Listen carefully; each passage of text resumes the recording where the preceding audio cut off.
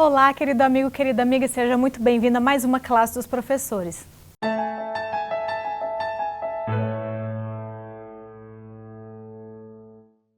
Hoje nós vamos estudar juntos a lição de número 4, mas antes da gente começar eu vou pedir a sua ajuda para divulgar o projeto da classe dos professores. Então se você ainda não é inscrito, corre lá, se inscreve no nosso canal Adventistas Lago Sul, ativa o sininho das notificações para você receber uma mensagem sempre que tiver vídeo novo no canal. Clica no joinha aqui embaixo para deixar o seu like, clica na setinha e compartilha com as pessoas que você conhece e deixa aqui o seu comentário, o seu nome, de onde você está nos acompanhando, o seu pedido de oração e o seu comentário sobre a lição. Quero mandar um abraço especial para algumas pessoas que estão sempre acompanhando. Primeiramente, eu queria mandar um abraço especial para a igreja de Vila Nova, em São Sebastião, que é de onde é o querido Bruno que está aqui com a gente hoje. Então um abraço para todos vocês. E queria também mandar um abraço para a Wanda Andrade. Ela disse que acompanha a classe desde 2023 e gosta muito. Ela é de Pelotas, do Rio Grande do Sul. A Marília Rodrigues, que acompanha a gente lá da Angola. A Eloá Maria, de Salvador, na Bahia. A Raquel Fernandes, que acompanha a gente lá da Argentina. E o José Nilton, que acompanha a gente de Eunápolis, na Bahia. Muito obrigada. Esse projeto só é possível porque vocês estão sempre apoiando a gente, né, e agregando aqui ao canal. Então, para a gente começar, eu vou te apresentar os nossos professores. Aqui do meu ladinho a gente tem o idealizador da classe, nosso querido Verivelto. Seja bem-vindo, Verivas. Uma alegria sempre estar aqui com vocês. Alegria ter você também. E para você que não sabe, o Verivelto tem o canal dele no YouTube, Os Incríveis da Bíblia, e lá ele tem a lição também, ele também comenta a lição. Então é mais uma fonte de conhecimento para ajudar você no estudo diário. Então corre lá, se inscreve, o link está aqui na descrição para você poder engajar lá também e ajudar ele com esse projeto. Do lado dele a gente tem o nosso querido Dalmo. Bem-vindo, Dalmo. Prazer estar aqui mais uma vez para compartilhar do amor de Deus. É um prazer ter você também. E por último, mas não menos importante, o nosso convidado novo, o Bruno. Seja bem-vindo, Bruno. Obrigado, é um privilégio estar aqui com vocês. É um privilégio ter você também. E antes da gente começar, vocês sabem que a gente sempre faz uma oração. Eu vou pedir para o Dalmo, para ele, por favor, orar, para a gente começar o estudo da lição. Vamos orar. Grandioso Deus, somos gratos, Senhor, pela oportunidade de mais uma vez abrir a Tua Palavra. Pedimos Teu Espírito para que esteja conosco nesse momento, esteja com cada pessoa que tenha contato com esse assunto, que o Senhor possa trazer iluminação a cada um de nós. Eu te peço isso em nome e por amor de Jesus. Amém. Amém. Muito bem, lição de número 4 tem como título As Nações, parte 1. E aí aqui a gente está vendo, né, nós temos aí toda a história da humanidade, a gente tinha o plano original feito por Deus para a humanidade, no Jardim do Éden. Infelizmente esse plano foi frustrado e Deus precisou então intervir, nos dando uma segunda chance de salvação. E aí a gente estuda, né, a história da humanidade e a gente vai estudar essa semana sobre o surgimento das nações humanas, né? Então a gente tem lá em Gênesis 10, dos versos 1 a 12, a genealogia de Noé. Noé e seus filhos Sem, Cão e Jafé, né? E os povos que originaram de cada uma dessas diferentes linhagens. E um desses povos, foi justamente o povo de Nínive, né? E o nascimento de Nimrod. E aí a lição traz informação que inclusive ele era chamado de grande caçador. Dalmo, por que você acha que o autor achou importante trazer essa história aqui para começar a lição dessa semana? É interessante aqui que ele traz Nimrod e Nínive, né, trazendo como o mundo já ia ser configurado.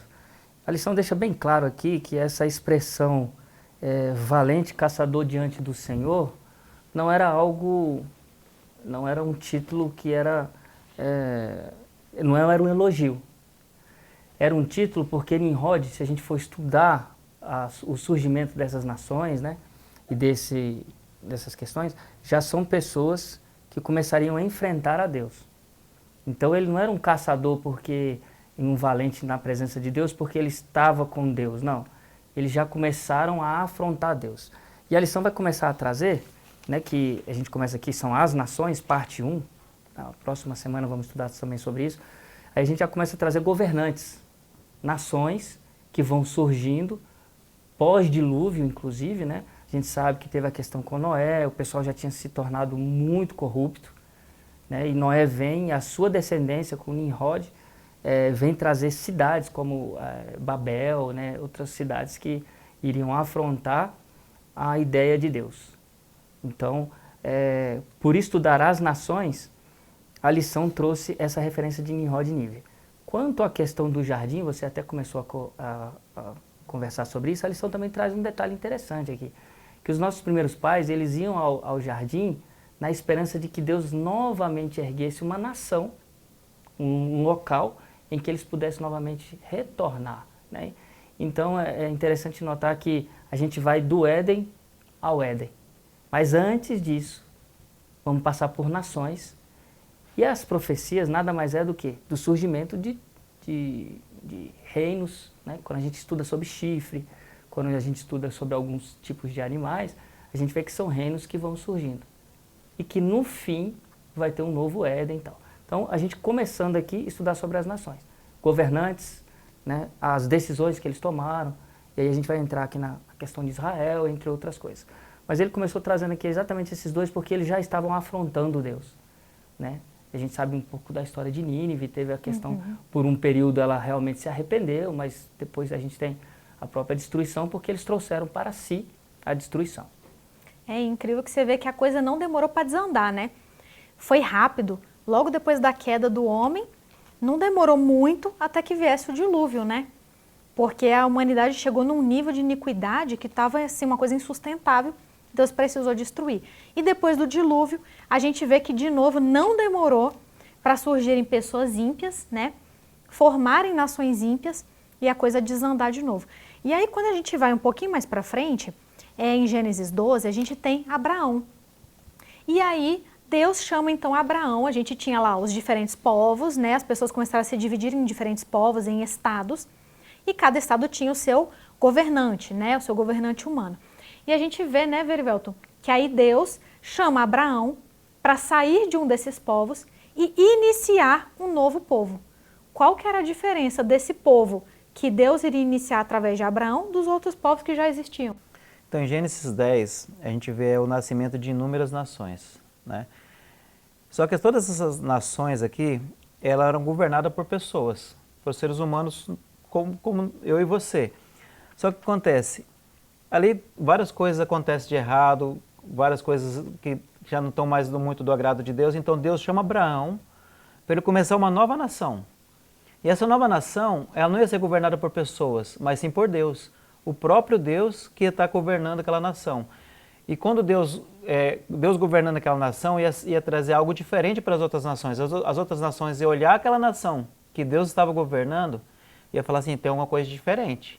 Tem uma coisa melhor do que na nossa, porque as nações governadas por pessoas humanas, igual pessoas falhas, acaba que você comete vários erros, né? Às vezes você pensa assim, por um período de tempo que você é governante daquela nação, então você quer fazer as coisas por você, pela sua família, pelos seus amigos, às vezes você não está pensando na própria nação.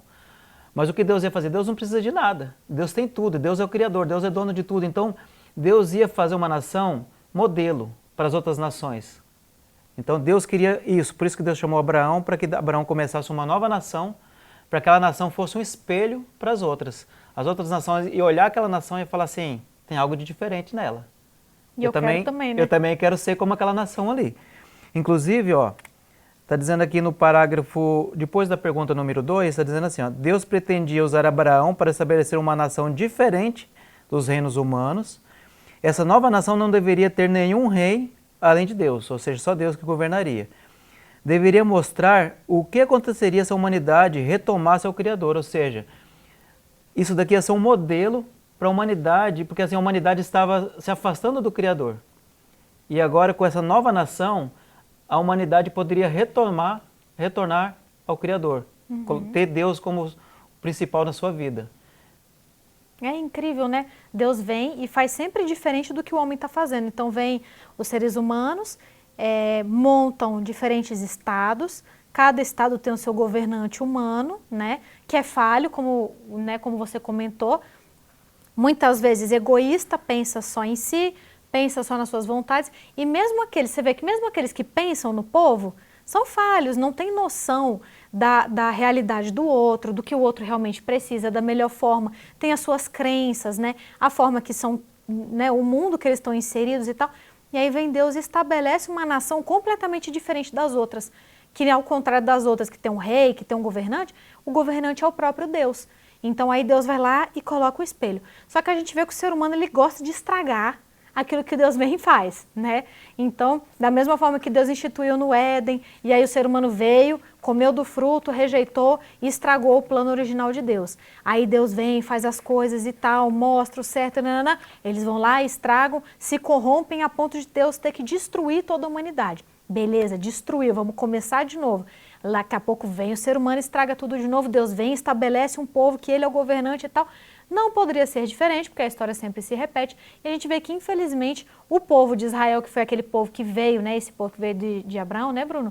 Eles chegam uma hora que eles resolvem que eles querem ser iguais aos povos em volta e pedem o rei também, né? Exatamente, e é exatamente isso que vem falando aqui no título da lição de terça, né? Dando o que pediram, né? Então eles pediram tanto um rei, né, alguém que governasse ali por eles, que Deus permitiu, né? E assim é na nossa vida, né? Se a gente insistir em pedir algo que Deus não quer, vai chegar um ponto que Ele vai permitir que você adquira aquilo e você vai adquirir, né? Porque nós temos o livre-arbítrio. Então, aquele povo, eles receberam a instrução que Deus deveria governar sobre eles, assim como o Verivelto comentou, mas eles olhavam para as nações e preferiam um rei assim como as nações tinham. Eu fico imaginando assim que eles olhavam para as nações e pensavam assim, poxa, o governante deles oferece isso para eles, o governante deles dá esse benefício aqui para eles têm isso e a gente não tem. Então eles olhavam para o que as nações tinham, né? O que aqueles povos tinham, e eles não tinham, e eles ficavam desejando e imaginando assim, nossa, se eu tiver um rei, a minha vida vai melhorar. E mas Deus estava falando que provavelmente eram benefícios que na verdade não eram benéficos, às vezes era uma coisa Exatamente. ruim, só que o coração humano deles desejava e eles sabiam que Deus não ia dar, né? Exatamente. Então assim, aí entrava a cobiça, né? Tipo, Deus conhecendo todas as coisas, Deus sabia que aquilo não era o melhor. Porque tem coisas que aos nossos olhos parecem ser coisas boas, né? Mas aos olhos de Deus não é. Então aquela nação, o povo de Israel, eles desejavam ter um rei, mas Deus falava para eles, é melhor que vocês não tenham. Mas eles insistiram tanto que Deus permitiu, né? E aí a gente vê na história as consequências até hoje, né? Virou um hábito, não posso dizer um hábito, né? Virou uma lei na sociedade, né? Todas as nações da Terra têm o seu governante humano representando e a gente vê a situação que o mundo está, né?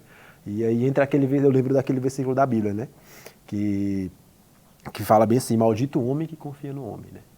Então, nós deveríamos confiar em Deus e não nos governantes, mas muitas vezes estamos confiando no homem, né? E não confiando em Deus. E aí a gente vê, né, como Israel errou ao pedir um rei. Deveria ter confiado no Senhor, ter seguido a sua instrução, ter dependido única e exclusivamente dele, e aí foi lá, quis ser igual aos outros e tal, pediu o rei, Deus deu. E a gente vê, né, a maioria dos reis foram ímpios, eram egoístas, eram assim, até os reis que eram bons, tiveram os momentos de cometer, né, os seus erros, suas atrocidades, as coisas horríveis e tal. E tinham aqueles, até Davi, né, que foi um rei segundo o coração de Deus. A gente vê a história lá de Batseba, a gente vê, né, a história do orgulho, da cobiça, daquela coisa toda e tal. Por quê? Porque é o coração humano, né? A gente muitas vezes repete o pecado de Lúcifer, né? Que foi o pecado da cobiça, de querer exaltação própria, de querer adoração, de querer coisa pra gente. E aí o problema é que aí vem os súditos, né, e idolatram e aquilo infla o ego da pessoa. E a gente vê na história da humanidade como as pessoas vão sofrendo na mão dos dirigentes. Isso acontece até hoje, e não era diferente nos tempos de Jesus, né, quando Jesus nasceu e veio aqui pra Terra. Só que a gente vê que mesmo Jesus, quando nasceu e veio pra cá, mesmo Jesus vendo, né, o quanto esses governos humanos eram corruptos, a gente vê que Jesus não pede que os seus discípulos e que a igreja abandone e vire, né, Dalmo, uma nação em si. Ele orienta, né, a gente tanto é que tem, né, o dizer de Jesus, dai a César o que é de César, dai a Deus o que é de Deus e tal. Só que ele alerta sobre o perigo da união, né, de igreja e de Estado. Nós já percebemos que ao longo da história, quando a igreja se juntou ao Estado, a corrupção entre o clero e entre o Estado em si causou muita morte, né? Então se praticou muito ato de morte em nome de Deus, porque o Estado às vezes queria uma terra, porque o Estado às vezes queria tomar um local e aí haviam pessoas ali. Então essa é a advertência. A lição traz aqui um momento muito delicado na vida de Cristo, que foi quando 2 discípulos decidiram que eles eram melhores do que os outros 10. Parecia que tudo que Jesus tinha ensinado ao longo da vida, Jesus deve ter colocado a mão no rosto e falado, vocês não aprenderam nada? Eu estou falando para vocês que o nosso reino não é desse jeito aqui, você está querendo sentar à esquerda, à direita. Tanto é que os 10 se viram contra os 2. Ou seja, só o ato do ser humano de tentar ocupar uma posição melhor do que os outros já causou problema. Então Jesus advertiu eles, não. O meu reino não é assim, o meu reino é sacerdotal. E a gente aprende isso na cerimônia do santuário, né? Que é um reino, é um Deus que se entrega. Quem quer ser servido, serve. O maior serve o menor, não é o maior é servido. E que outra cultura tem isso, a não ser no cristianismo? Quem é que colocou um Deus servindo? Né? A gente sabe, a gente estuda, né? Estudaremos sobre anjos e tal, cercando o trono. Mas você não acha que é a glória de Deus que protege todo mundo? É Deus que está servindo os anjos, está nos servindo, está cuidando da gente e tal. E os governantes das nações se tornaram cada vez mais ímpios e cada vez mais corruptos para a tendência para o próprio eu. Né? A gente percebe isso na figura de Lúcifer, né? Quando ele vai se tornar um anjo caído e tal. A igreja hoje corre muito risco disso. Então, se juntar a igreja com o Estado, a gente tem que tomar muito cuidado, porque a gente pode cometer atrocidades. Nós devemos separar muito bem isso, saber o que é correto e o que não é correto, quando se fala em Estado e igreja. Deus advertiu pela questão de exatamente a posição que a gente almeja quando a gente tem um Estado com a gente. A gente almeja conquistar as coisas. A minha igreja tem que ter todas as coisas, tem que ter o melhor local, tem que ter o negócio. E aí a gente começa a usar do poder para o bem próprio e nunca para elevar a glória de Deus. Né? Então já ficou provado que união de igreja com Estado, nada impede de um governante ser cristão, de maneira nenhuma. A união da igreja com o Estado em suas decisões é que elas precisam ser pautadas para um pleito comum. Né? Então, exatamente pela corrupção dos governantes, a gente está precisando separar igreja de Estado. Tanto é que a gente vê, de acordo com a profecia, né, que a grande perseguição vai vir justamente disso, né? E quem escolheu Saul? Foi o povo? Não. Foi Deus. Ué, mas então Deus escolheu um rei corrupto para poder provar para eles? Não foi para provar.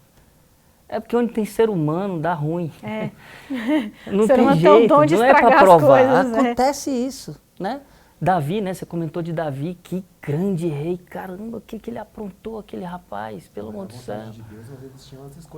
Saul, quando foi ser chamado, ele se escondeu porque ele estava com vergonha de ser rei. Olha, depois ele vai ser rejeitado por Deus.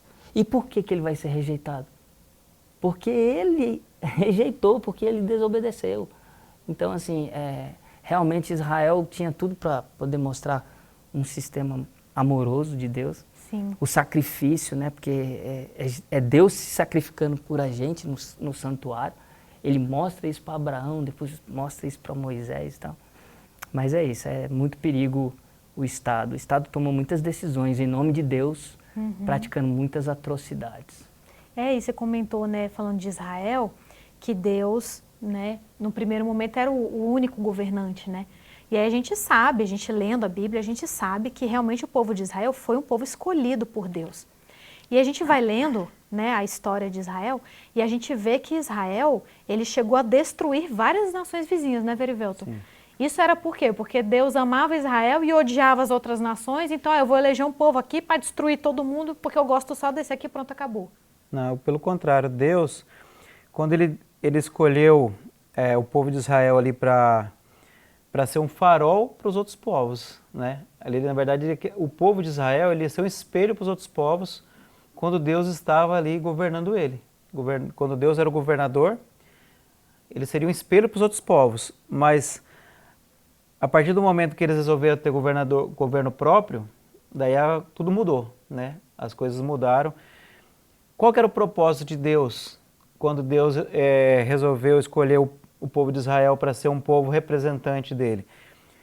No primeiro parágrafo da lição diz aqui, ó, o propósito principal para o qual Deus estabeleceu a nação de Israel não era condenar o restante do mundo, mas salvá-los. Ou seja, Deus queria salvar a humanidade. Então Deus falou assim, eu vou colocar um povo modelo, um povo espelho, né? Mas ao invés disso, aquele povo não aceitou. Quis ser igual aos outros. Quis ser igual aos outros. E aí, a partir do momento que eles viraram igual aos outros, eles acabaram, outras nações começaram a falar assim, porque assim, quando as nações viam que eles tinham um Deus, que o governante era um Deus, as outras nações vinham em paz. Mas a partir de outras nações começaram a ver que eles também tinham um governante que era um rei, que também estava em busca de território, busca de prazeres mundanos, o que eles pensaram? É o meu inimigo, né? Vamos atacá-los. Daí começou a ter os confrontos maiores entre nações contra nações. Porque a partir do momento que a gente se afasta de Deus, começa a vir problemas na nossa vida, né?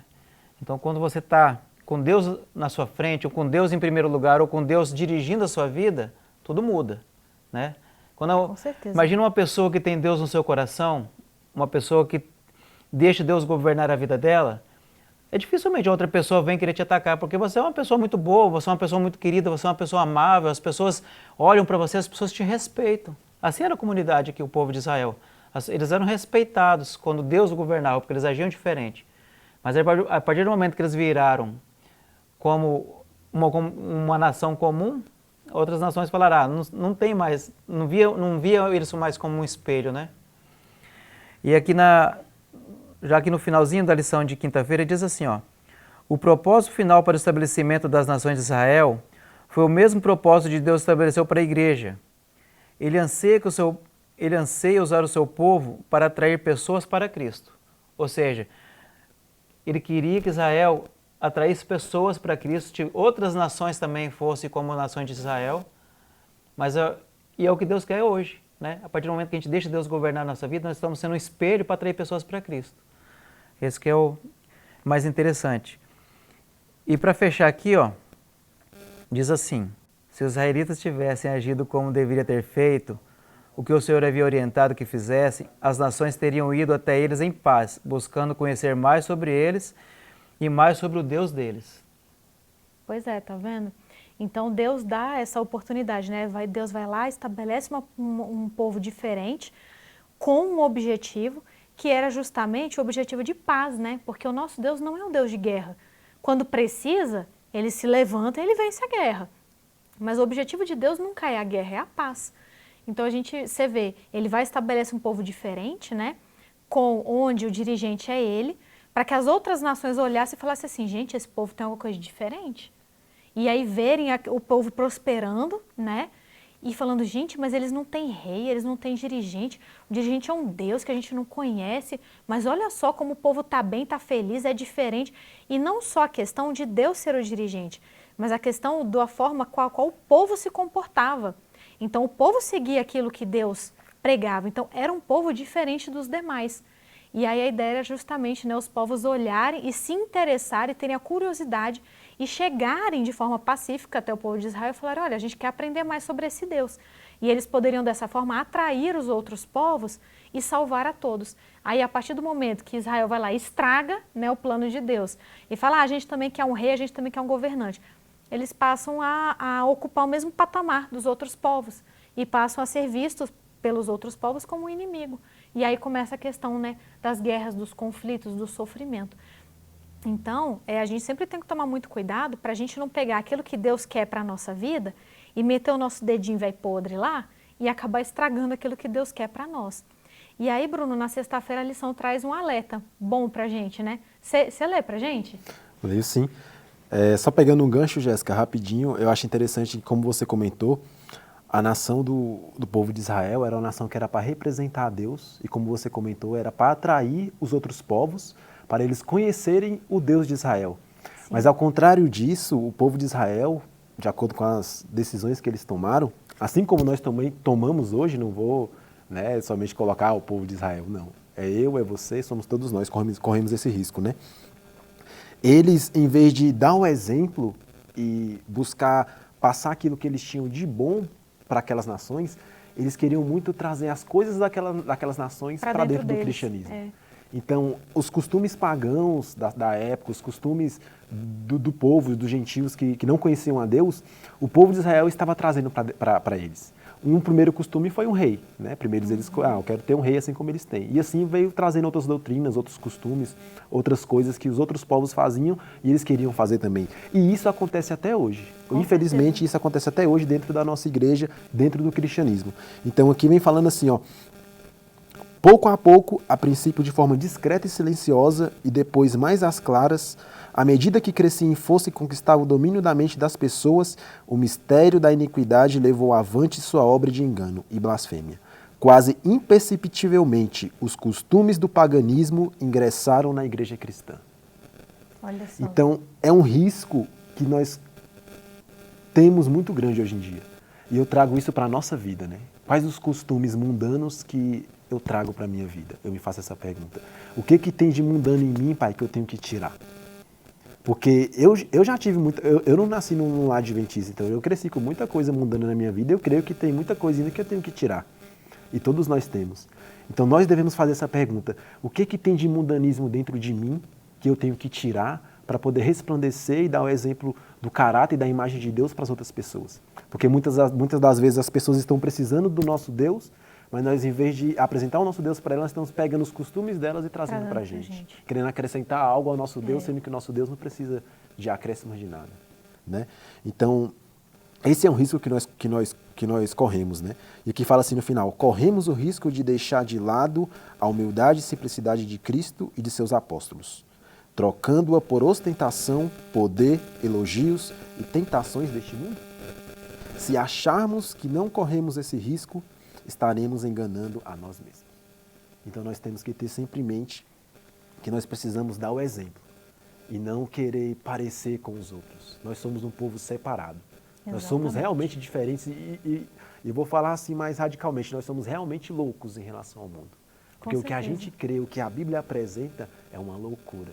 Né? Como diz a Bíblia, né? O Evangelho é loucura, né? Para aqueles que perecem. Né? E a lição mas já... para nós que somos salvos é o poder de Deus. E advertindo a gente, né, Bruno? Ou seja, adverte a gente cada dia e tal, e a gente vai deixando as coisas erradas entrarem, né?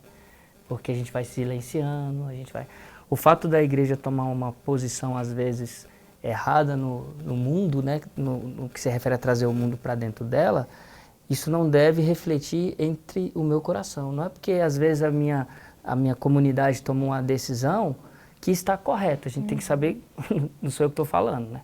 Com certeza. Está escrito aí no grande conflito, não fui eu que escrevi, desculpa, mas está dizendo que a iniquidade entrou sorrateiramente. Se ela entrou sorrateiramente, a gente precisa identificar isso, a gente precisa ser os primeiros a tomar o passo e dar um passo atrás, e individualmente a gente precisa tomar algumas decisões, individualmente, né? Com certeza. Eu sempre penso assim, uma coisa que eu repito sempre é que assim, as duas palavras mais perigosas que um cristão fala são eu acho. Porque o eu acho é um perigo, o coração humano é tão enganoso. E aí muitas vezes a gente está conversando, né, com algum irmão sobre alguma coisa e tal, e aí a primeira coisa que sai da boca dele é assim, mas eu acho que isso não tem problema nenhum. E daí? Você acha o que você quiser, você tem o direito de estar errado, não tem problema, o livre-arbítrio está aí. Agora, o que você acha não pode ser usado como parâmetro. Até porque se a gente for levar em consideração o que cada um acha que isso aqui está certo, o outro acha que a mesma coisa está errada, o outro acha que não sei o quê, o outro acha que não sei o quê, o outro acha que tem que ser preto, o outro acha que tem que ser branco, o outro acha que tem que ser roxo, o outro acha que amarelo é a cor da luxúria do não sei o quê, e o outro acha que não sei... Então, assim, a gente sempre tem que tomar um cuidado gigantesco com aquilo que a gente acha, com aquilo que a gente pensa, e sempre usar a Bíblia, né, como o nosso guia. Porque a Bíblia não foi escrita, ela não está aí à toa. Porque Deus estava sem o teu que fazer e falou, vou escrever um negócio aqui e deixar para eles. Não, a Bíblia está aí por um motivo. E ela está aí para ser seguida e para ser respeitada. E a gente sabe que a Bíblia é extremamente atual. Quantas vezes a gente não escuta pessoas querendo justificar os seus pecados, falando, mas isso aí é coisa de antigamente, isso é para aquele povo lá daquela época, hoje em dia isso não tem mais nada a ver e tal. Você acha que o Deus, que conhece o fim desde o princípio, iria deixar uma coisa desatualizada, que só ia valer para um povo lá atrás e que não ia valer nada para a gente hoje em dia? Gente, a gente viu aqui mesmo, nessa lição da semana, que a história da humanidade ela só vai se repetindo. Os erros são sempre os mesmos, o ciclo é o mesmo, os pecados são os mesmos, os erros são os mesmos. Então, por que existem as histórias de antigamente? justamente para a gente poder ler e conseguir não repetir os mesmos erros no futuro. Então vamos sempre colocar, né, a mão na consciência, vamos orar pedindo humildade para Deus, vamos ter a sabedoria de saber respeitar e de ter a consciência de que a igreja anda na contramão do mundo. O que significa contramão? É a direção totalmente oposta. Então, se o mundo está indo para cá, eu tenho que ir para cá. Se eu estou fazendo alguma coisa que está parecida com aquilo que o povo do mundo está fazendo, já está errado. Não é para estar parecido, é para estar completamente oposto. Não é para parecer loucura? Não é para o povo do mundo olhar e falar assim, vocês são um bando de louco, vocês são um bando de doido. Se o povo está olhando para a gente, está achando a gente muito normal, está errado. Então, vamos orar, vamos pedir discernimento para Deus e pedir para que tudo aquilo que a gente faça esteja de acordo com a sua vontade, porque a sua vontade é soberana. Bruno, você ora para a gente encerrar, por favor? Oro sim. Pai querido, muito obrigado pela Tua palavra que sempre ilumina a nossa mente, ó Pai, e transforma a nossa vida. Que o Senhor abençoe essa lição, abençoe os irmãos que estão estudando, que estão buscando o Senhor de todo o coração, Pai. Que essa palavra, que esse estudo aqui de hoje possa estar gravado na nossa mente, no nosso coração e possa fazer uma transformação prática na nossa vida. É isso que eu te peço em nome de Jesus. Amém. Amém. Chegamos ao final de mais uma lição e não se esqueça, a classe dos professores não é um substituto para o estudo diário da lição. Então, todo dia de manhã, pega a sua Bíblia, pega a sua lição, vai lá se encontrar com Cristo porque Ele está te esperando. Muito obrigada pela sua companhia, a gente espera você semana que vem para mais uma classe dos professores.